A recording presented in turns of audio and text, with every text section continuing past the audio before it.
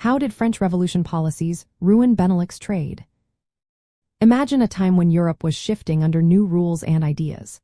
The French Revolution, starting in 1789, changed much more than just France. It affected the nearby Benelux region, which includes Belgium, the Netherlands, and Luxembourg. Even though the revolution was in France, its policies reached across borders and shook up trade routes and economies. This period saw a lot of upheaval that made trading more difficult for the Benelux countries. One big change was the abolition of guilds and feudal systems. These were old ways of controlling industries and trade. When they disappeared, it opened some doors for new businesses, but it also meant losing the protections and support that local industries relied on. Without these traditional systems, many industries struggled to stay afloat. France also introduced the metric system and new legal codes like the Code Napoleon. These reforms aimed to make laws and measurements uniform across the regions under French control. While this made trade and administration more standardized, it also disrupted the existing legal and economic systems that local traders and merchants knew well. This sudden change created confusion and slowed down business activities. During this time, France occupied parts of the Benelux region, especially Belgium from 1794 to 1814. This occupation meant French authorities imposed their economic policies, often prioritizing French interests.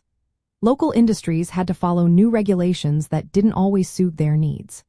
For example, trade tariffs and restrictions were put in place that limited the movement of goods. This made it harder for local traders to export and import freely.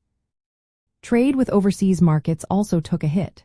The Netherlands, which had a strong colonial trade network, faced disruptions because of the wars and conflicts sparked by the revolution. Ships couldn't sail as freely, and colonial goods became harder to access. As a result, industries that depended on these overseas markets, like shipping and textiles, suffered economic setbacks. The revolution also changed trade patterns within Europe. The Netherlands shifted from maritime trade, which involved ships sailing across oceans, to more inland trade routes. This shift affected key ports like Rotterdam and Amsterdam, which had built their economies on sea trade. As trade moved away from these ports, their economic power declined temporarily. Despite these setbacks, there were some long-term benefits. The reforms pushed the Benelux countries toward industrial growth.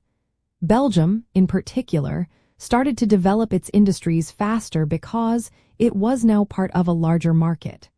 The legal and economic changes laid a foundation for future modernization.